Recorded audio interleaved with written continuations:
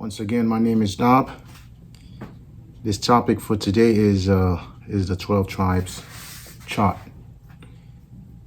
This topic is very controversial lately. Before I start, let me see a couple of things about the Bible, how it was written. For those who watch the videos I posted before about who wrote the Bible, you should have an idea about what I'm about to say about how the Bible was written. But for those who didn't watch those videos, let me say it'll be new to you. And those who watched already, just a little refreshments. So a lot of people who read the Bible, you should know the Bible is mainly based on oral tradition. Before they actually sat down and wrote the Bible, tradition was passed down orally. So it was one generation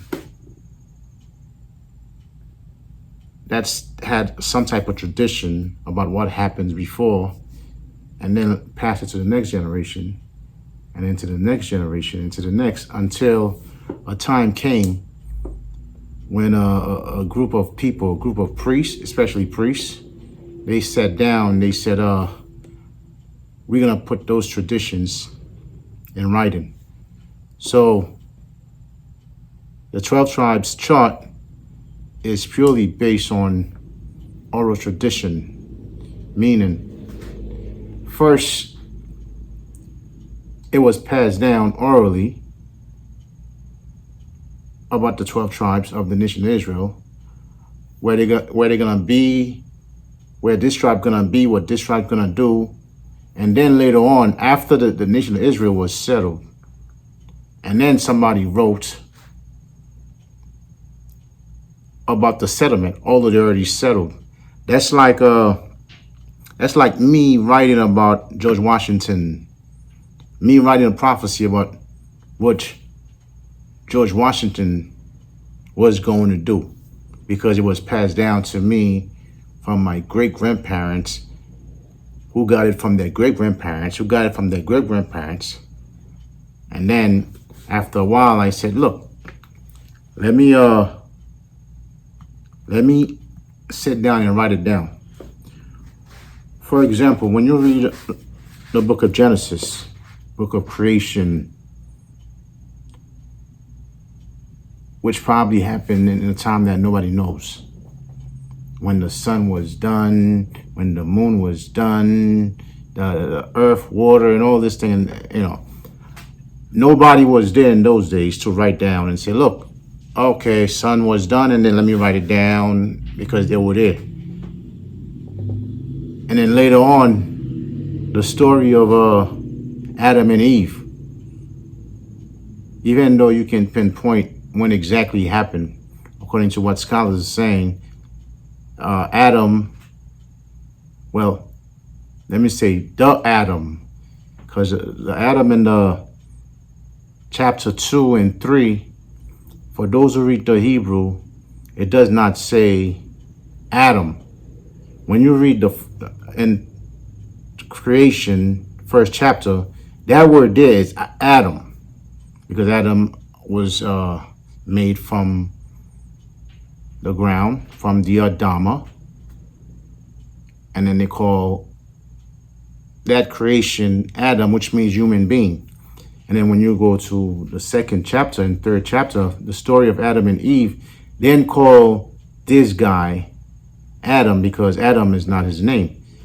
In the Hebrew, it's Ha-Adama, it's the Adam, which means another human being, Ha-Adama. So for those who read the Hebrew, you can go and verify to see what I'm saying. You'll see that in the first chapter, you see the word Adam, literally Adam, that represent human beings, and it's a male and female. But when you go to the second chapter, you see the word Ha in front of the Adam, which is Ha-Adam, which means the Adam. So that wasn't his name. So let me get back to what I was saying. So when the story of Adam and Eve happened, that is purely a oral tradition, meaning nobody in those days, 6,000 years ago, was writing the Bible at that point. So that story was passed down to now. When you go to later on, when you read about Noah, the time of Noah, Noah was about 1,000 years from Adam. So Adam was 4,000 BC. So Noah was like 3,000 BC. Again, nobody was writing any books in those days. Well, there was no Israelite yet. So because the Bible is a collection of books written by Israelites about Israelites and then other nations, them interacting with other nations. So again, in Noah, that was still oral tradition. There was no book. People, they didn't write the story of Noah anywhere in those days. Let's say 3,000 BC. And then when you jump from Noah, you went down to the patriarchs, Abraham, Isaac, and Jacob. Again, that was still oral tradition time. There was still nobody sitting down, writing down about Abraham. In other words, there was no scholars, no historian in the time of Abraham saying, okay, Abraham, let me write your story. And then in a book, and then we're going to sell the book or put it somewhere in some library, or and your family going to read. So it was still oral tradition, meaning people, it was some story being passed down. And then from Noah now, you went down to Moses. And also the whole story with Egypt and the Exodus. That was still oral tradition time. Still nobody sat down. There's no record of anybody sat down and said, well, at this point in the time of Moses, let me start writing.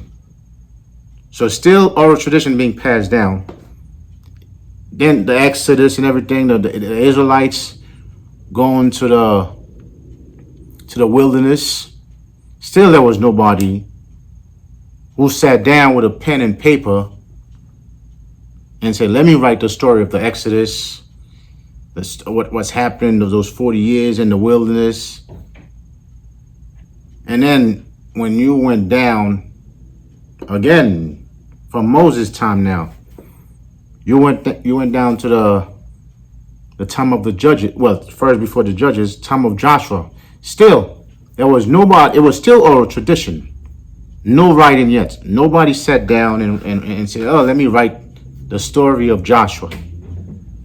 Still, it was your great grandparents orally saying to their children, oh, here's what happened, and then passed down and passed down. Still no writing. And then after Joshua, then you went down to the judges. Still the same thing. No writing still. Oral tradition.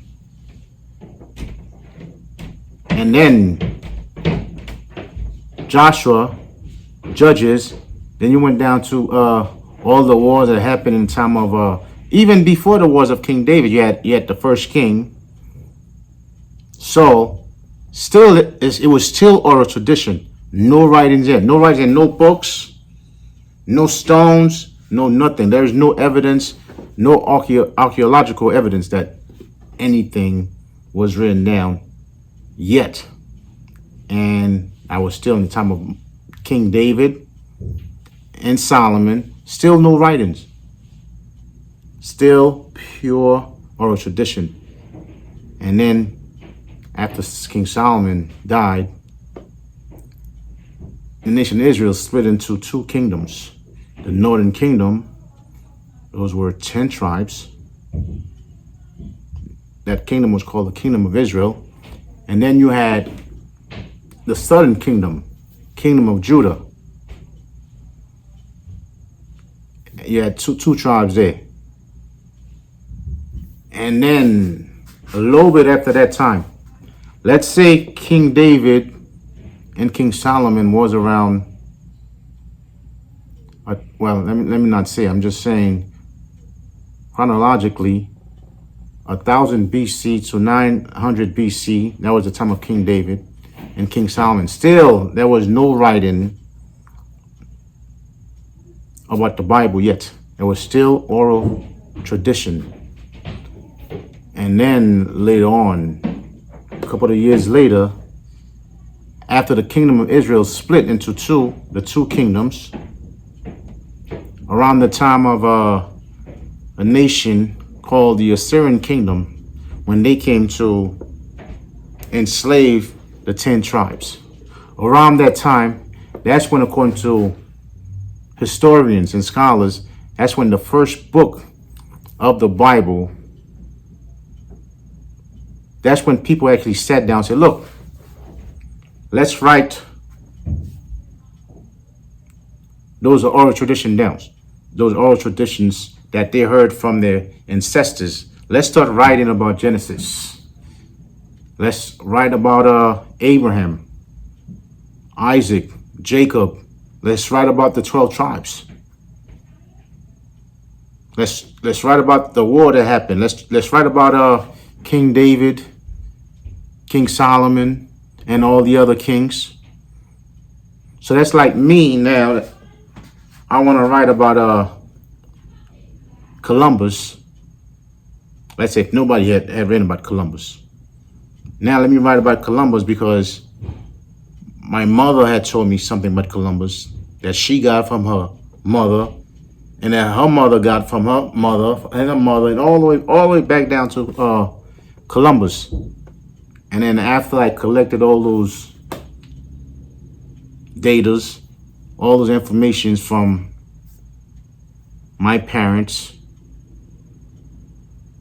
and then I say, okay, let me start writing these things down. So now, some people's watching may say, okay, why are you saying all this? I'm sure some of you already knew about that the Bible was written before the Bible was written, it was all oral tradition. And then way later, somebody started to write down those oral traditions. So a lot of people say, well, no, what's the point? Well, I'm saying this, that's my disclaimer, just in case, because you're going to have some people who believe in the Bible. They really believe those things happen, and you're going to have some naysayers that say, nah, I'm not buying that. You know, there's a bunch of people out there that say, well, King David never existed, because there's no evidence. King Solomon never existed. There's no evidence. The Exodus never happened. There's no evidence. Moses never existed. There's no evidence.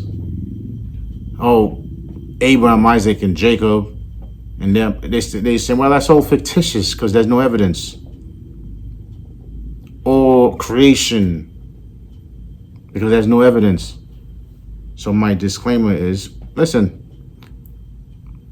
I already said, oral tradition came first. There's really no proof that King David really walked the earth, because we didn't find his body, like they say. We didn't find anything about him. The only thing is oral tradition. When these people in the 8th century BC, when they wrote about King David been dead probably 200-300 years before they started writing about King David. So I'm not going to argue about those things, but I'm going to say what the Bible say. Whatever it says, I'm going to say, well, that's what they say. I have no proof that King David walked the earth, or King Solomon, or Moses. Definitely have no proof.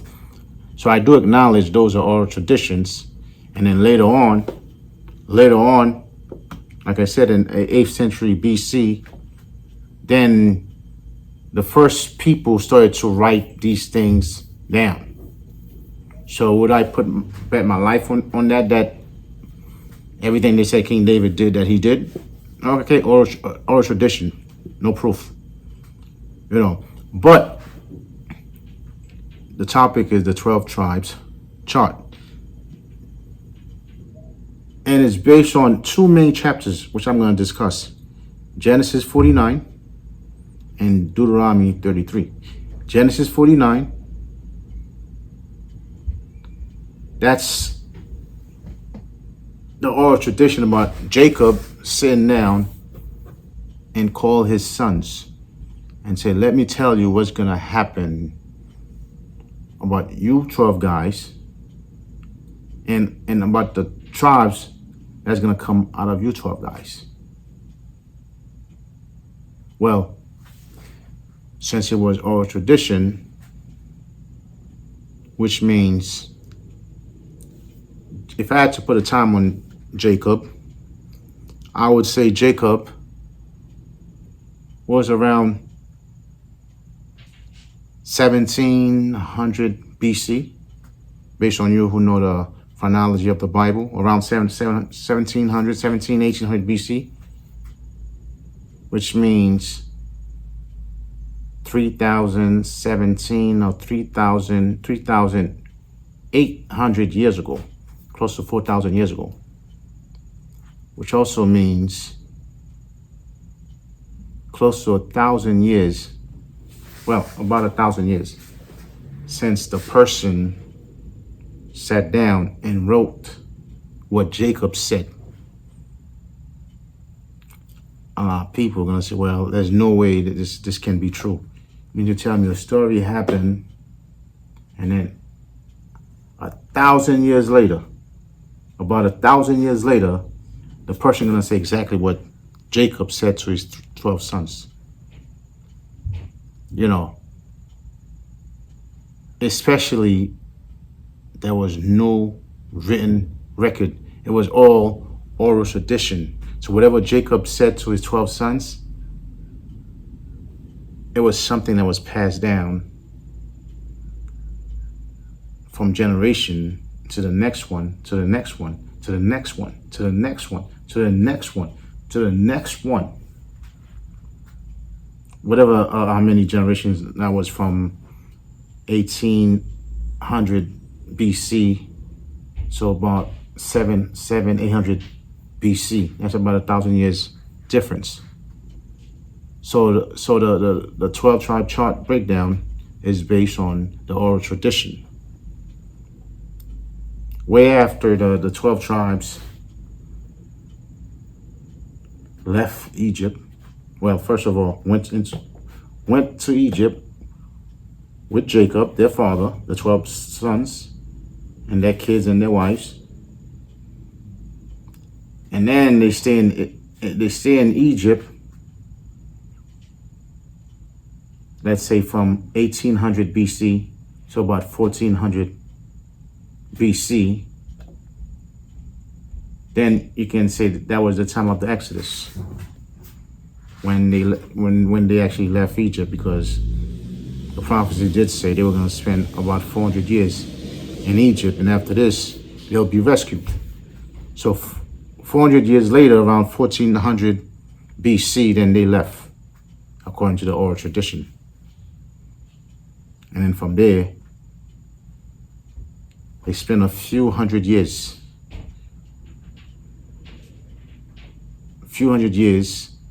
40 in the wilderness, and then a bunch of wars before they get to the land of Canaan. And then eventually, maybe a couple of hundred years, then the first king came, King Saul, and then the second king came, King David. In another 100 years, about 1,000 BC, King David. And then King David, you had King Solomon, still around the same time. And then King Solomon died. Then nation Israel split. Then they do about another 100 years. Nation, it split into two kingdoms.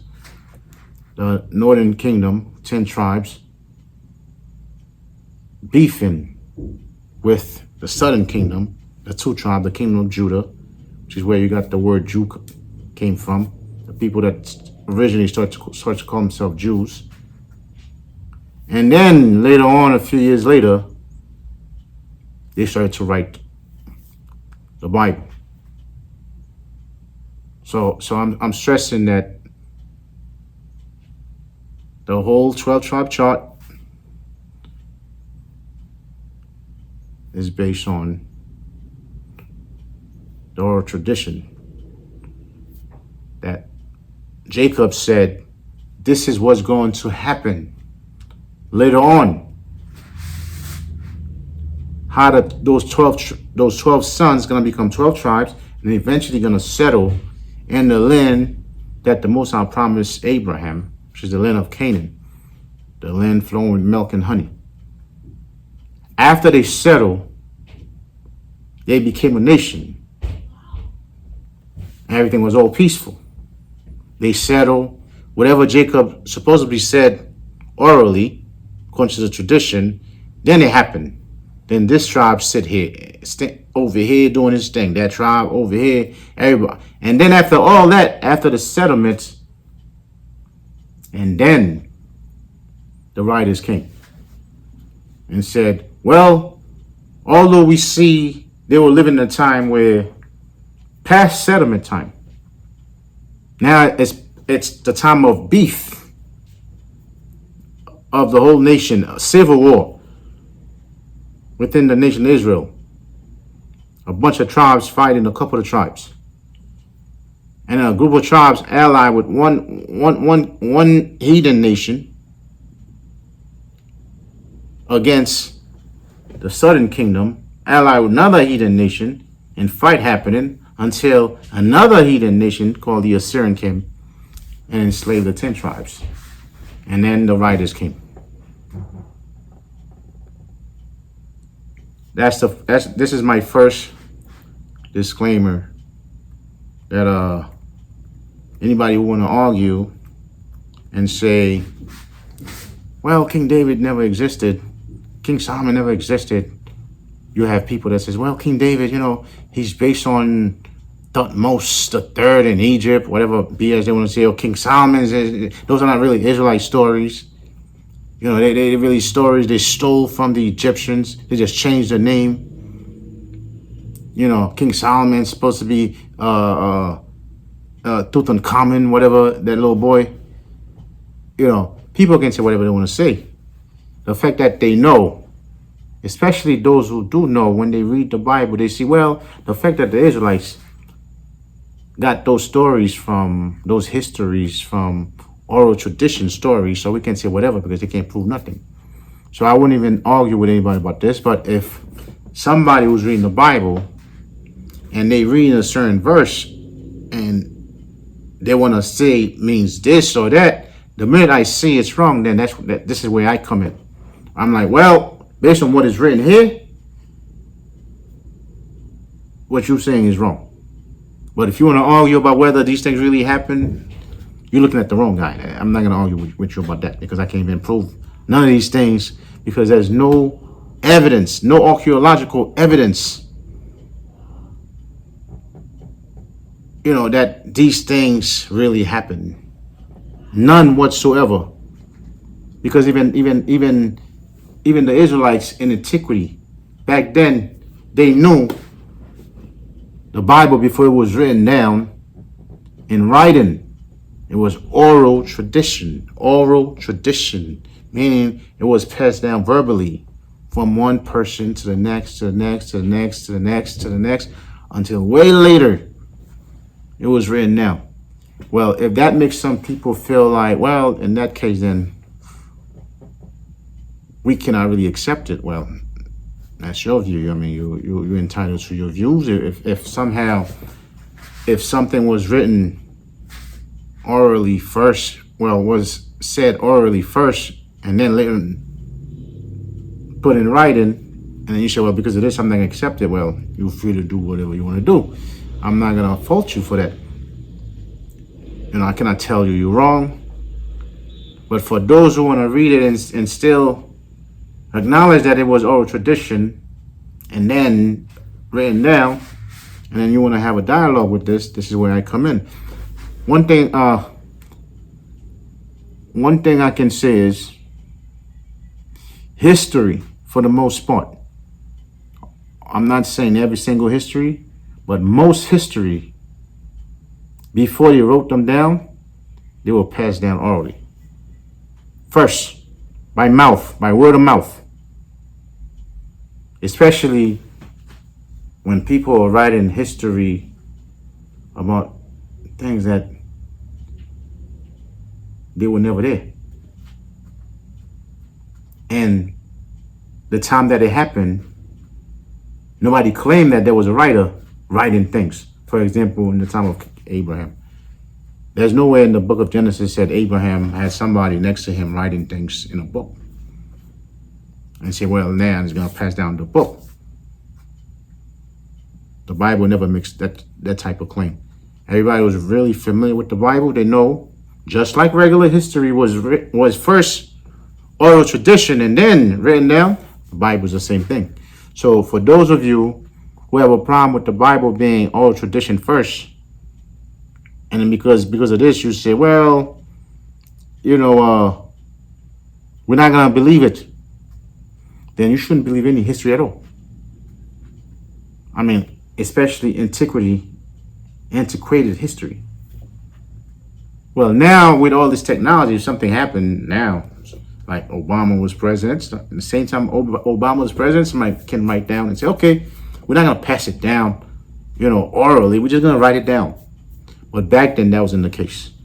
So that was my first thing I'm going to say before I start this topic about the 12-tribe chart. The second thing I want to say, a lot of time I see people read the Bible and, well, I'm only going to speak according to my opinion, not nobody else's opinion. I see they reading something, and when I go read it, and I take the Bible, then I put it this way, trying to see what they seeing. I put it sideways. I put it upside down. I'm still wondering where'd you get that thing from, because this is not what it's saying. They're gonna read something about something that's written like a prophecy, and then they're gonna say, well, it is talking about the year 2020, the year 2010. And I read it, I'm like, you sure this is what's happening, or this is your own bugged out interpretation? And especially when you're gonna make a big, bold claim like this, a prophet that was alive 4,000 years ago.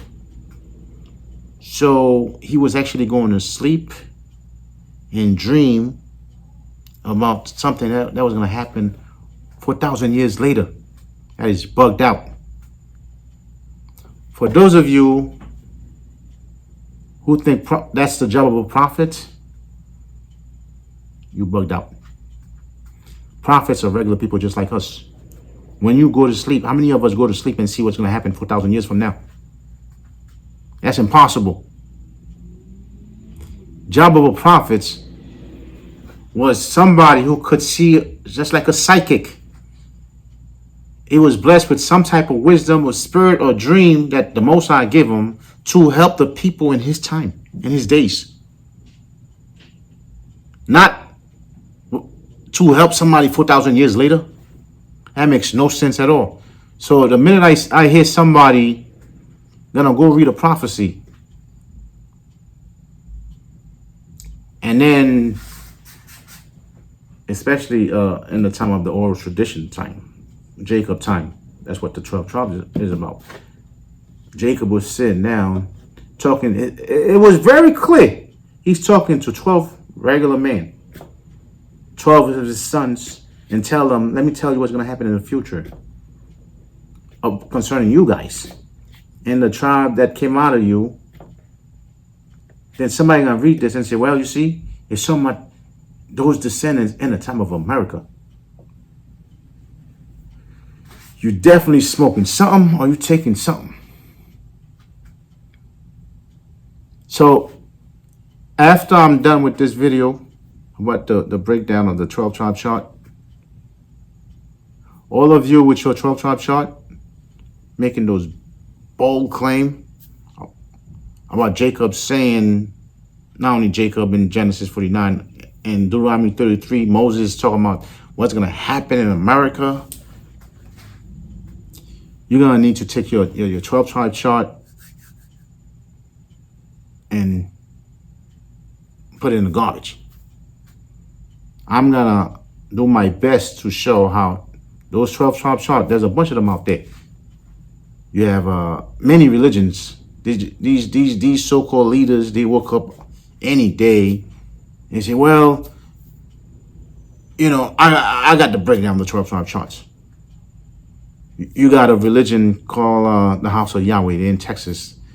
They got their own breakdown of the Genesis 49. Judah, although Jacob was talking to his son Judah, said, well, this really, he was talking about the Pope. I'm like, man, you're smoking something. He was not talking about no Pope. He was somebody's son. He was talking to his son. And the 12 tribes in the tribe that's gonna come out of Judah in those days. Not too far after Jacob died. Not no 2, 3, 4, 5,000 years later. And then you have the Rastafarian religion. They have their own 12 tribes breakdown. Bugged out. Then you have the Mormons. They have their own 12 tribes breakdown. The way I know all these 12 tribes breakdown are false, once they start saying, when these people were talking 4,000 years ago, it was talking about America, and that's how I know you're lying, because that's not the job of a prophet. Prophet is there to prophesy, to help people in his days, not people 10,000 years later. That wouldn't help nobody. If I had a prophecy right now to help people, and everybody gather around me to hear the prophecy, and I said, well, 10,000 years from now, people are going to have like 10 legs. And then they're going to do this, they're going to do that. That's not going to help nobody. Besides the fact that my prophecy not even going to last a couple of hundred years before somebody burned the book. Throw away the book, maybe 500 years if I was that famous, but not no 10,000 years. So one thing I noticed, a lot of you who have the breaking down that 12 tribe chart, or anywhere in the Bible, a lot of you are under that misconception that the Bible is a big puzzle book, and the way you read it is you gotta take a little piece here and a piece there, and then put it together. Then you get the puzzle. Those of you who think that's what it is, you're bugged out. Especially you Israelites out there that have that funny 12 tribe chart that say Judah is black Americans, Levi's are Haitians, Benjamin, the so-called West Indian and Jamaicans, Issachar, Mexicans, Zebulon, Panamanians, all these other BS. A lot of you, one scripture, you guys totally misinterpret, misunderstand, badly to interpret the Bible. Here a little, there a little. Precept one precept is Isaiah 28. Now I'm gonna, before I even start the breakdown of the 12 tribe chart, I'm gonna briefly go to Isaiah 28, the 28th chapter, and I'm gonna prove that the fact that you guys are saying this is how to read the Bible, and Isaiah 28 is telling us this is how to read the Bible to understand it. I'm going to prove to you, those of you who follow that way of understanding the Bible, you're totally bugged out. And that's why a lot of things you think you see, you think you understand, they are false. So now, let me destroy this misconception first, because a lot of those breakdowns, especially the 12 tribe breakdown, is based on the misunderstanding of Isaiah 28. So now, Isaiah 28. See, by the time of Isaiah came, around the time Isaiah came, they had stopped passing oral tradition down from one generation to the next, to the next, to the next. In the time of Isaiah, they had already started to write things down.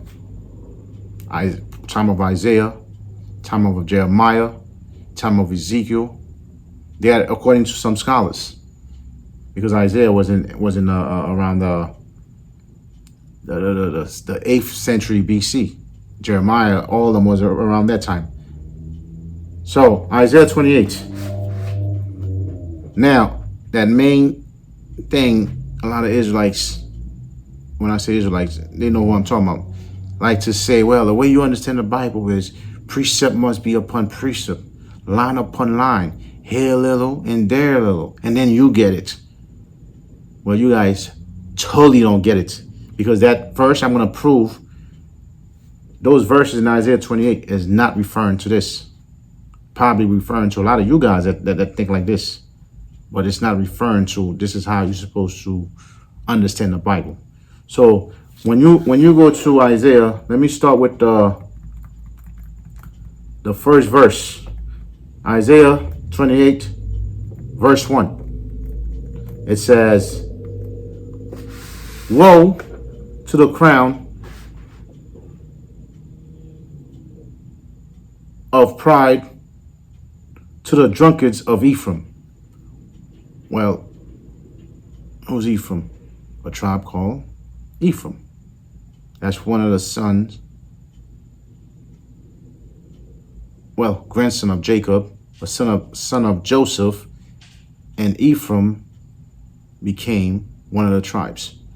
So now Isaiah is saying, woe, meaning bad thing, to you Ephraimites, because in the time of Isaiah, Ephraim, they had stopped following the Most High's laws. They went into following the heathen religions, the Sumerian religions. They said, well, the hell with the Most High. We got a new God. It's going to be the same God that Aaron made in the wilderness for the Israelites to worship, a golden calf. So the Ephraimites, they went in and worshiped some bugged out God, a statue of a cow, which is crazy. So at that point, Isaiah is saying, Ephraim, you crazy, you bugged out. Woe to you. To the crown of pride of to the drunkards of Ephraim, drunkards.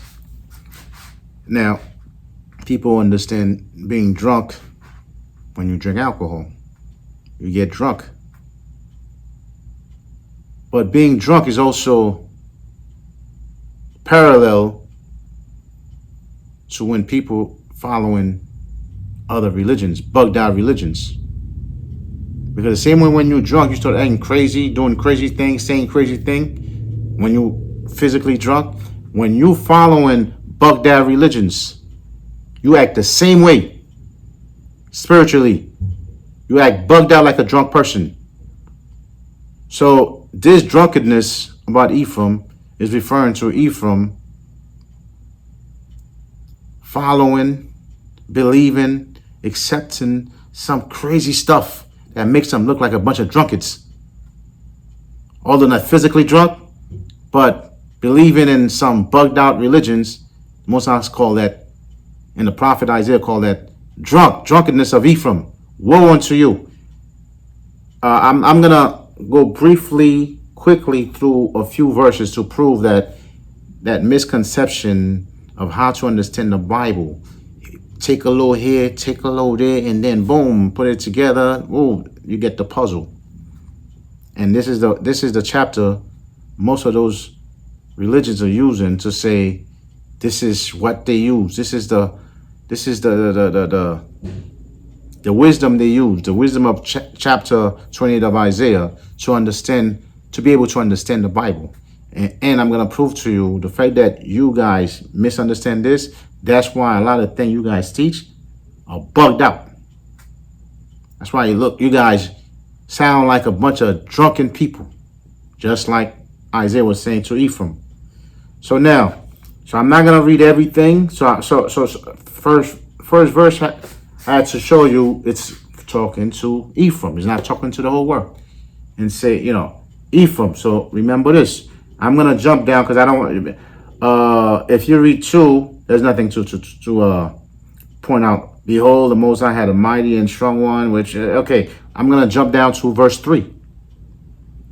The crown of pride, the drunkards of Ephraim, again, shall be trodden under feet. So now, jump from verse 1. Ephraim, the prophet Isaiah saying, you guys are a bunch of drunk people, bugged out. And verse 3 say, listen, all this arrogance you guys have, it's going to be done with. Most I'm going to destroy that. Most I'm going to destroy you guys. You Ephraimites and all those other tribes that's following you guys into whatever drunkard religion you guys were following in those days. Most I say, look, I'm going to destroy that. It's going to be trodden under feet. All that pride and all this thing, going to be destroyed. That's it, under feet. Imagine you're a roach. That's, you know, and then a shoe just hits you. Boom. Done. Destroyed. So now I'm going to jump down to verse 7. Well, from 3, I'm going to jump down to verse 7. So those of you who have time, you can go back and read 1, 2, 3, 4, 5, 6, 7, 8, you know, whatever. So now I jump down to 7. Now, verse 7 is still talking about the northern kingdom being bugged out. When I get to make that point, remember all these verses. So verse 7 says, but they also have erred through wine and through strong drink are off the way. Again, saying the same thing from verse 1, verse 3, now 7. You guys are bugged out. So besides the fact that they were literally a bunch of drunkards, because in those religions, everything goes whatever they were doing, spiritually, they were a bunch of drunkards. Most I say, you guys who are drunk like this, like the scriptures say, they are drunk, but not really with wine. Although it used the word wine, but it's not really a real wine. It's really those religions, those garbage philosophy they had in their minds that makes them act like a bunch of drunkards. So verse 7 clearly says, they have erred through wine and through strong drink are out of the way. The priest and the prophet have erred through strong drink. That's referring to Ephraim. Why I say Ephraim? Because Ephraim was the leader of the 10 tribes. And so Isaiah was prophesying against, was talking about the northern kingdom being bugged out. So now from verse 7, I'm going to jump to 8. For all tables are full of vomit and filthiness, so that there is no place clean.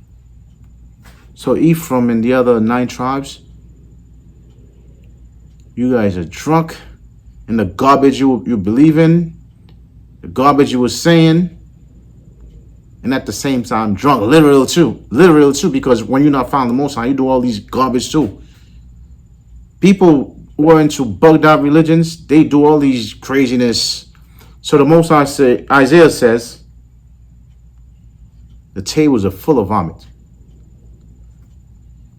Well, when somebody drink a lot, you drink a lot, you get drunk, then garbage start coming out your mouth. Vomit start coming out your mouth. The same way when you're in that religions, when you're drunk in that filthy religions, you believe in some golden calf, you believe in some savior that's going to come and save you from wherever. They already left 2,000 years ago, and then you're still waiting for him to come back and save you. When you open your mouth, vomits come out. Meaning garbage. The same way when you're drunk, you vomit. Same way when you believe in garbage and lies, what comes out? Vomit. What comes out? That fake teaching of the 12 tribe chart. What comes out? That fake teaching that some Jesus guy is coming back for you. And all the 2,000 years passed. The dude said he's going to go and come back real quick. He even said, when you read the book of Revelation, the first chapter, he says he's coming back quick. He's going to go up and come back quick. He's going to come back so quick, it says, all eyes shall see him, even those that pierce him. Meaning, let's say the one that pierced him, that put him on the cross, they took the spear and stick in his side, blood came out. They slap him, they do all this. Even these dudes, they said, look, by the time he comes back, even these dudes going to see him. That means he was supposed to go real quick and say what's up to his father. Hey, what's up? I'm here. Give me my crown. Let me quickly come back because I told these people, all eyes shall see me. Even those that pierce me going to see me. So that means way before these guys die. Before they die, let's say those soldiers, whoever pierced them, let's say they were 40 years old. You said, well, I can't. People can only live up to 120 years, according to the Most High. According to what the Most High told in the time of Noah after the flood, people can only live up to 120 years. So if I got to go quick, if I got to go and come back to make sure those suckers that kill me, they see me coming down, I got to come back before they 120 years, at least. Because if I come 121, when they're 121, 122, meaning 80 years later, they won't be here around. I want them to see me when I'm coming down. So that's a big lie. So that guy, Jesus, he went there. He was supposed to come back. He said, all eyes shall see me. Even those that pierce me going to see me. And 2,000 years later, that dude never came back. And you people who believe into those drunken religion, you drunk. And then you so drunk, and when you open your mouth, what come out? Vomit. Vomit is still waiting.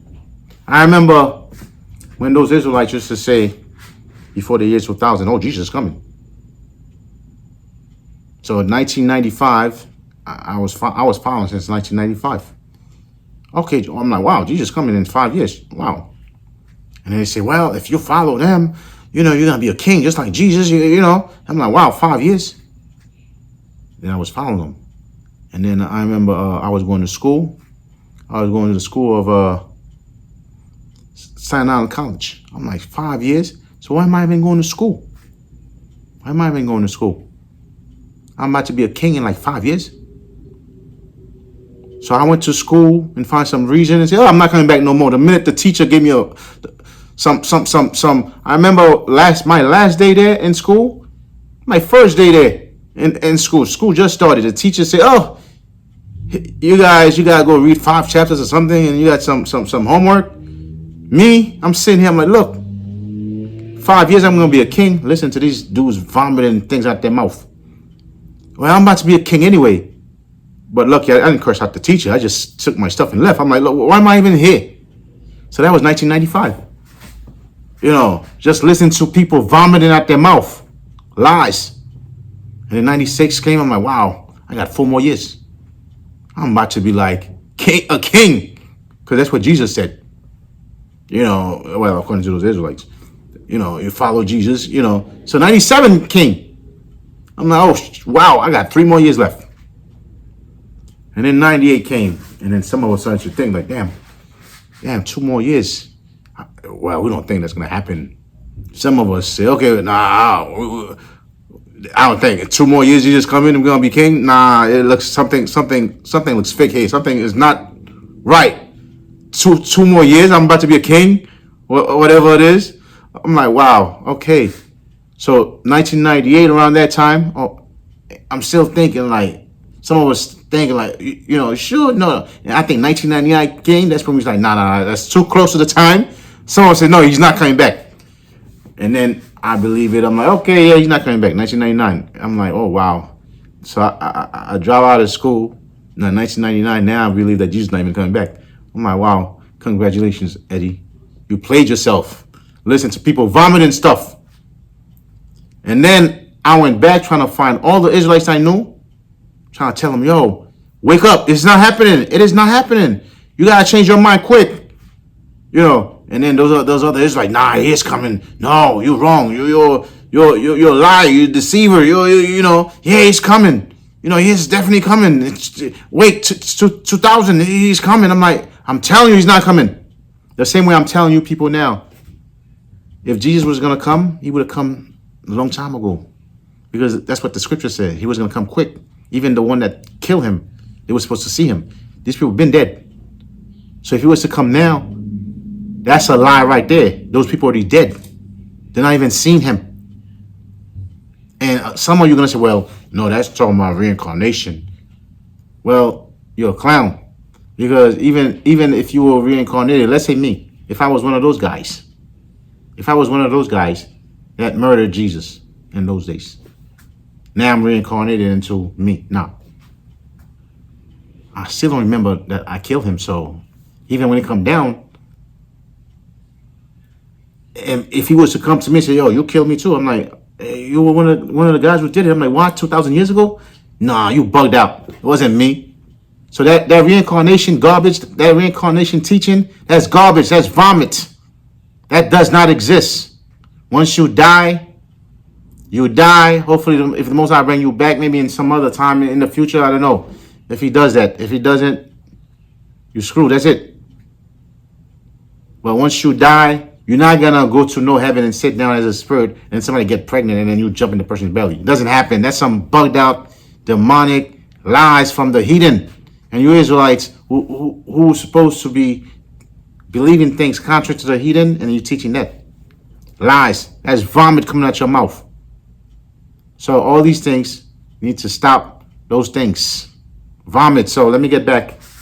Let me quickly get back to, I'm not trying to make this video too. This is just the introduction before I even break down the 12 tribes chart to show how this 12 tribe chart, you need to find the lake of fire, which is the Egyptian teaching that they taught back then, some lake of fire, and then you Christian took it, stole it. Go read the book of Egyptian Book of the Dead, Ru Nu Purim Haru. You'll see that the Egyptians, the Kemet people, they were talking about lake of fire. And all of a sudden, you Christians want to believe in some Jesus is gonna come back. You stole that idea, lake of fire. So some of you people need to find that lake of fire and jump in it. Because you vomiting too much garbage on people. You need to stop vomiting. You're drunk. You're very drunk. You need to stop vomiting on people. Garbage stuff. So now, I was in verse 8. So I started from verse 1 just to show you. So you follow the context of the thing. So you don't jump from, hey, let's go. A lot of time, these people, that's how they deceive people. They'll see Isaiah, they'll read the first verse, say, hold up, brother, let's go to Genesis to prove. No, you don't need to go no Genesis. Just read where you at. That's it. It's a book. First verse is going to go and be together with verse 2. Then it's going to go with verse 3, verse 4, verse 5, verse 6. I don't need to go to no Genesis to prove Isaiah 28th chapter. So you guys bugged out. Those of you who think that garbage teaching, that this is referring to precept must be upon precept, here a little, there a little, then you get the mystery. I'm going to prove to you he's not referring to this. So verse 8, all tables are full of vomit. Lies. All tables, not some of the tables. So you guys that's teaching those garbage, everything you're teaching is garbage. Everything. It's like the serpent himself vomiting on people. So from verse 8, let's go to verse 9. Now this is where it starts with that verse 28. This is where it starts. Whom shall he teach knowledge? Now there's like a question that, and then this is where you guys start. You guys vomit things on people. So you see, it's saying, whom shall he teach knowledge? Like as if Isaiah wrote this, as if the Most High is asking the question, who should, which good people should I find out there to teach knowledge? Although from verse 1, talking about some wicked people following wicked stuff. Ephraim, the northern kingdom. From verse 1, it's talking about wicked people doing wicked things, vomiting things on people. All of a sudden, verse 9 is the whole topic changed now. Now I say, okay, you good people, who should he teach knowledge? That's not following the context yet. Follow the context of stories when you read it. 1 to 8 so far is referring to people doing bad things, people thinking bad things, people saying bad things, people vomiting things, people drunkards. So stay within that same context. Don't change it. So now, whom shall he teach knowledge? And whom shall he make to understand doctrine? Same question. Like a question. Same question. Whom shall he teach knowledge? Whom shall he make to understand doctrine? Now it comes back and say, them that are weaned from the milk and drawn from the breast. So a lot of you guys are going to say, well, you see, this is who the Most High is looking for. He's looking for people that's going to be like babes, just like Jesus said, bring the babies unto me so I can teach them, because babies listen. And then you guys, in your bugged out mind with all the vomits coming out your mouth, you think this verse, you're going to see, you think this verse is saying, well, the question was, who should the Most High teach knowledge? And then the answer is, well, the one that act like babies. We're going to read to see if that's what that's referring to. Because so far it looks like if that was referring to this, the whole context of the story changed. From talking about a bunch of bad guys, drunk, vomit everywhere, and all of a sudden now, okay, let me change my mind. The whole shall he teach knowledge. Oh, damn that none of the little babies. Because they listen. Okay, that was verse 9. 10, this is the main thing. One of the main things you guys always say. For precept must be upon precept. Because I'm going to come back to it to show you it's not referring to this. For precept must be upon precept. Precept upon precept. Line upon line. Line upon line. Here a little and there a little. As you guys like to say. You see? First, all of 1 to 8 was talking about some bad people doing bad things. But verse 8 now, the Most High is like, okay, now let me turn to the good people now. Who am I going to teach? Like he totally changed the topic now. As if the Most High drunk himself. Totally changed the topic. Who should I teach? For a precept must be on precept. Here a little, there a little. That was verse 10. Because 13 going to give the answer. But let me keep going. Verse 11. For with stammering lips and another tongue will he speak to this people. Now, some people will say, well, you see, you're going to use English to talk to people. Meaning another language. The Most High going to use another language to talk to the people that's going to follow him. So he changed the whole context. Changed now. Bad guys from 1 to 8. And then now I'm talking to good guys now. Because now I'm going to use other people from another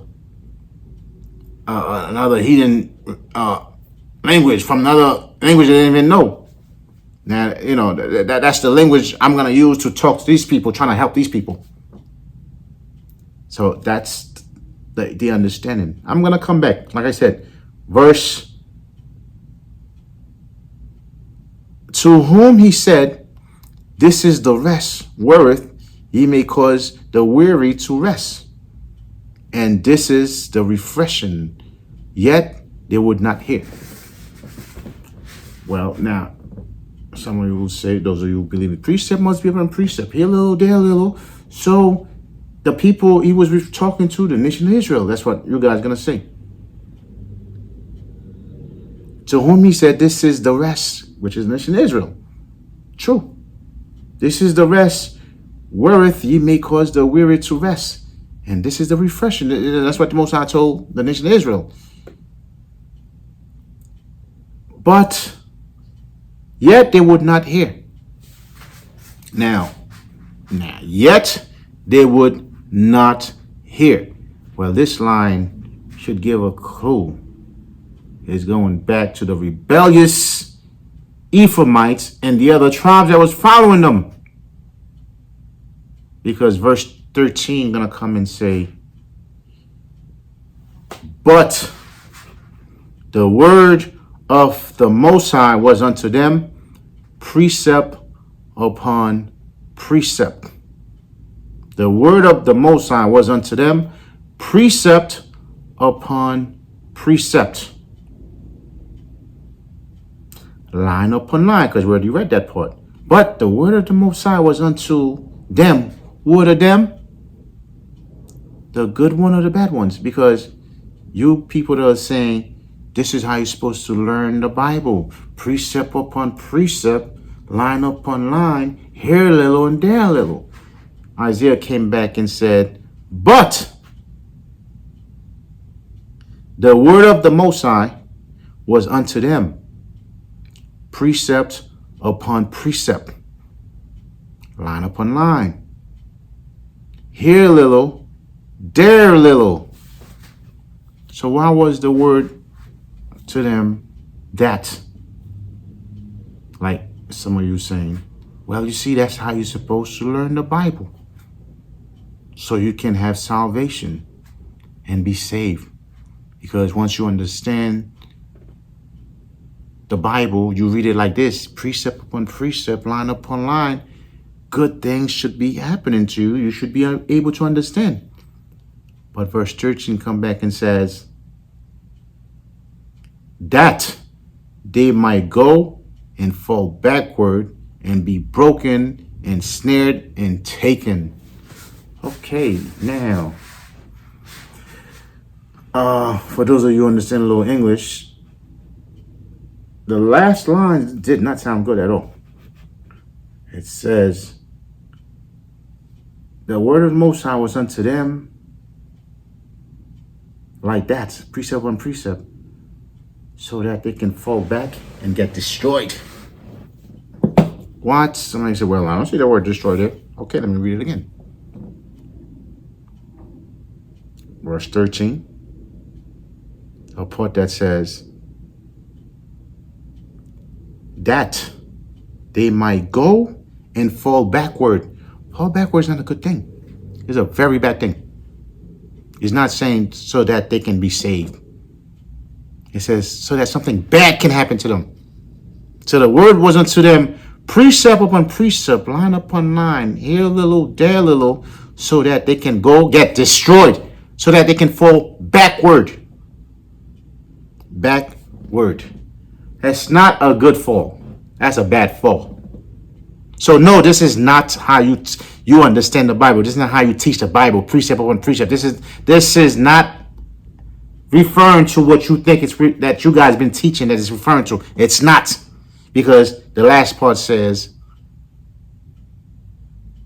most I want them to learn precept on precept, line upon line, here a little, there a little, so that what can happen to them? So that they might go and be saved. No, it did not say this. They might go and wait for Jesus to come back and they can go to heaven. No, it did not say this. So that they might go and understand the Bible. No, it did not say this. It says, so that they might go and fall backward and be broken and snared and taken. So now, let me stop playing game. Let me quickly break that.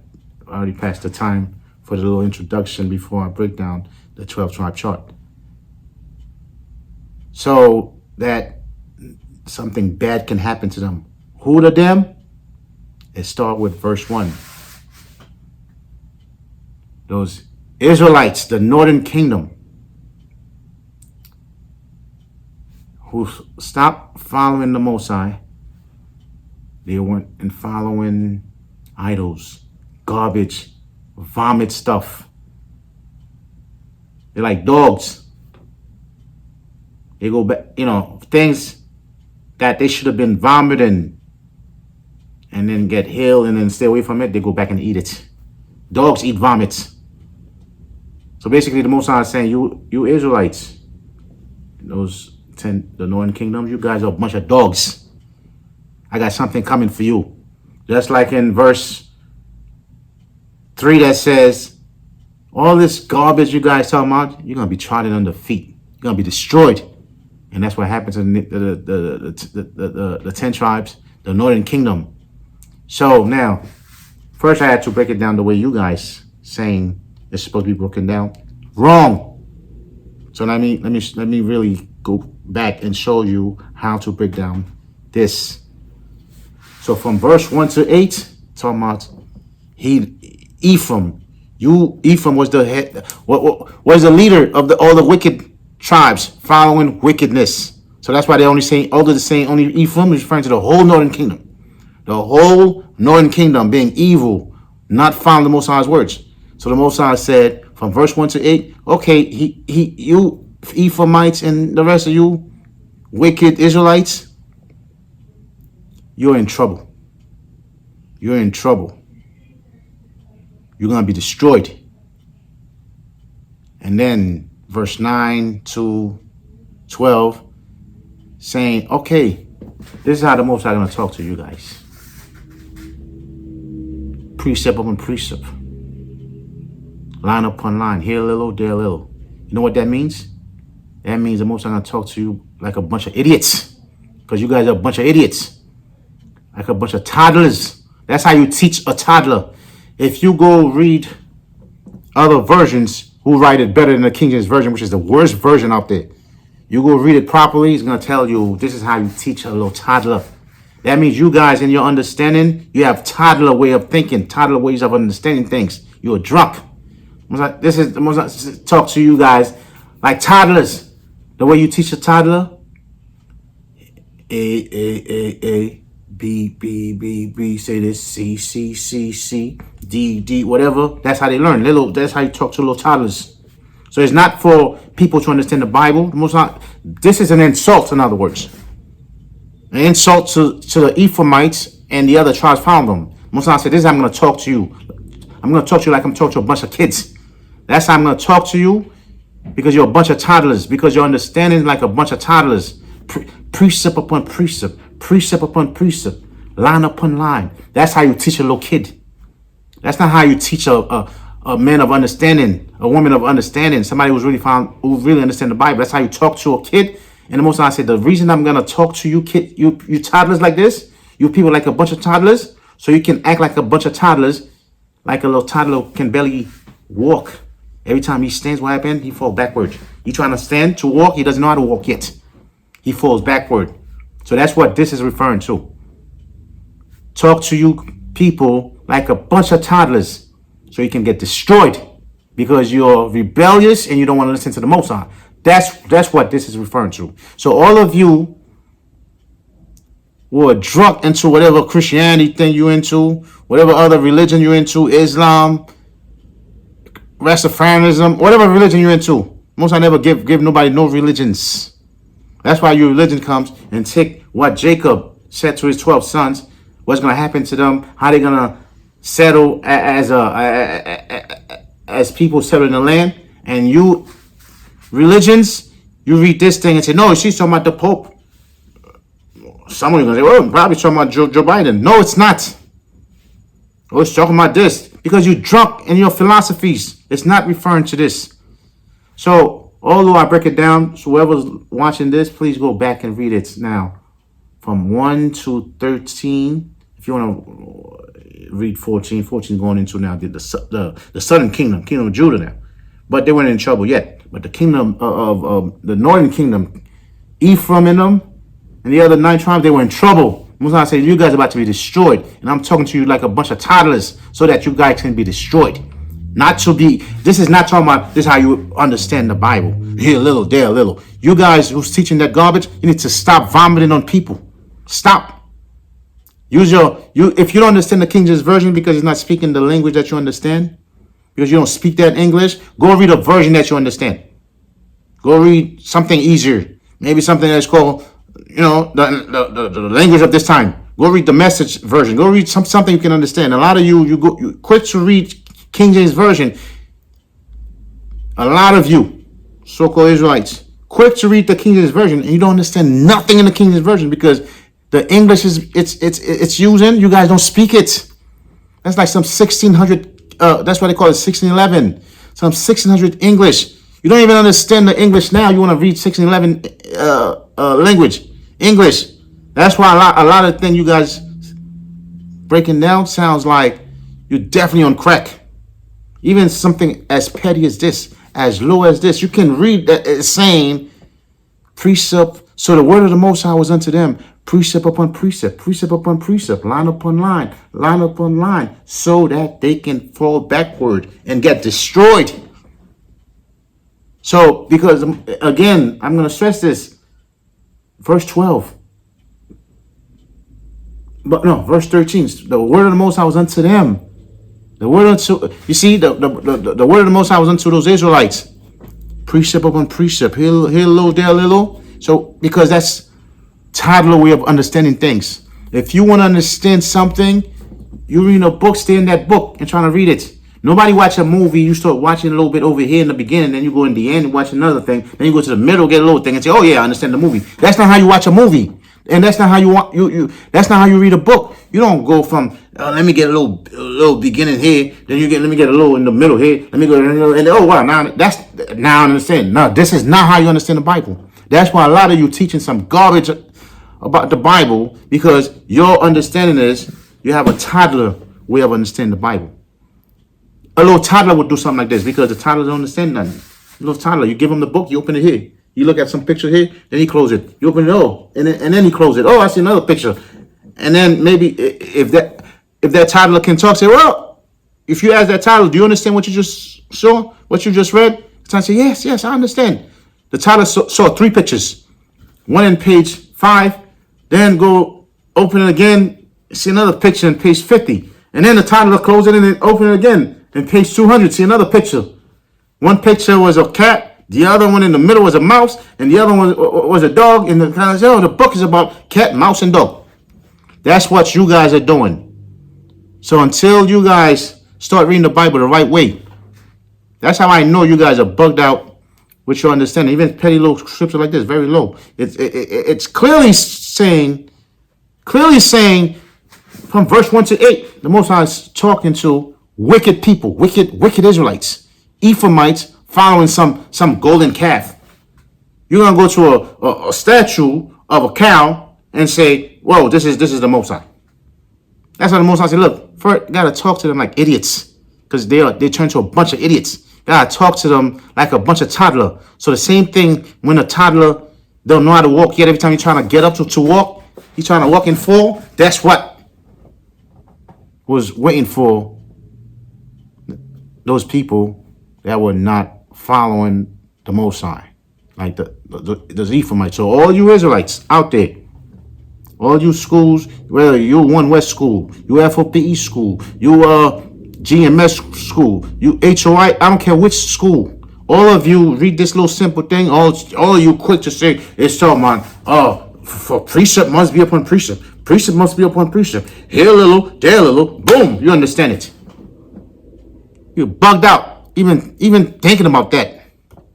That's why every time you guys can't have a discussion in the Bible without saying, well, let's talk about Genesis. Oh no, well, let me read verse 1. Genesis verse 1. Oh, let me go through this road. Let's get the other part low here. Oh, it's okay. Let's go through Revelation. Let's go to bugged out book. And then let's go back to Samuel. And then now you understand. No, you don't. Now you're totally bugged out because you're following a way to read a book totally contrary to the way you're supposed to read a book.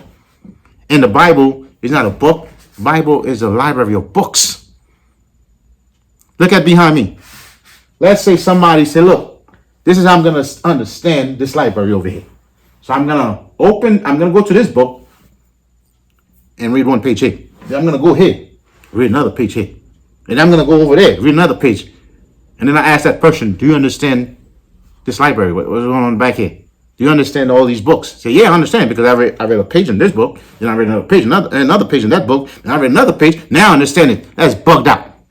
This is not how you understand the Bible. So those of you reading the Bible like this, you're bugged out. And if you still don't see what I'm talking about, if you still don't see in verse 13, because the whole verse 1 to 13 still talking about the same story, the same people, the same the heathen, the wicked people, the wicked Israelites, not found the Most High, Ephraim. Most High say, I'm gonna pay. I'm gonna recompense you. I'm gonna pay you back for the wickedness you're saying, for all this vomit that's coming out your mouth because you drunk in your religions. So my words, the Most High is saying, my words gonna be unto you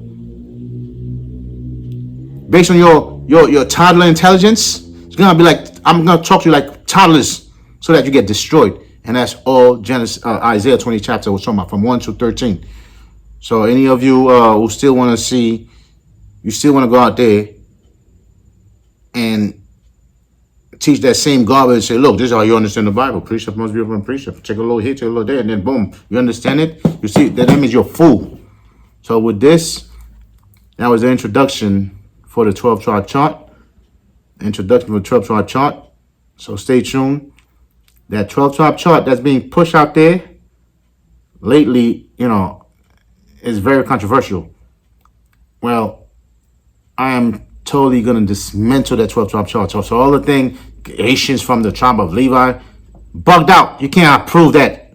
We all know back then, according to scripture, you needed your book of genealogy to say who your father was, your grandfather was, your grandfather, whatever. Then you know your tribe. There's no way in this time you can say, well, because let's say, even if it was true, not that it was true, even if it was true, a bunch of Levites went to Haiti. A bunch of Levites went to Haiti. The fact that there's a bunch of other non-Levites, regular niggas, among the Haitian niggas, you still wouldn't be able to say who's who because they mix. You still, even if you had to say eeny, meeny, miny, mo, catch a nigga by the toe, whatever, even if you were doing this, you still would know who's a Levite over there, especially when you have real Israelite there mixed with other Negro nations there. You still wouldn't know because of all the mixing that's happening. So you cannot say because somebody from Jamaica, well, you're Benjamite. Well, I'm gonna go over all these things that you guys say, the bugged out things. Oh well, the tribe of Benjamin, the way you know they're Benjamite because they talk like a wolf. I mean, just like a wolf, these things are bugged out. That's toddler type of understanding things. The tribe of Seminole Indians, they are well, the tribe of Reuben, they are Seminole Indians. In the meantime, when you go read the history of those Seminole Indians, how they even call themselves Seminole Indians, where they came from. They're from a bunch of Filipinos from East Asia over there, and then they brought them over here. All of a sudden, they became Israelites, just because of you guys bugged out way of understanding that. I don't see how you get Reuben. Reuben, you on my mind. All the things say that Jacob, his father, said to him, how you get Seminole Indians in there, because you guys are bugged out. I'm gonna go over the 12 tribe chart. I'm gonna dismantle every lies that you guys put about that 12 tribe chart, and I'm not the only one. There's a bunch of people's already going against that thing because this thing is bugged out, and you guys need to take that chart and throw it in the lake of fire if you find one. So with this, I'm gonna say shalom.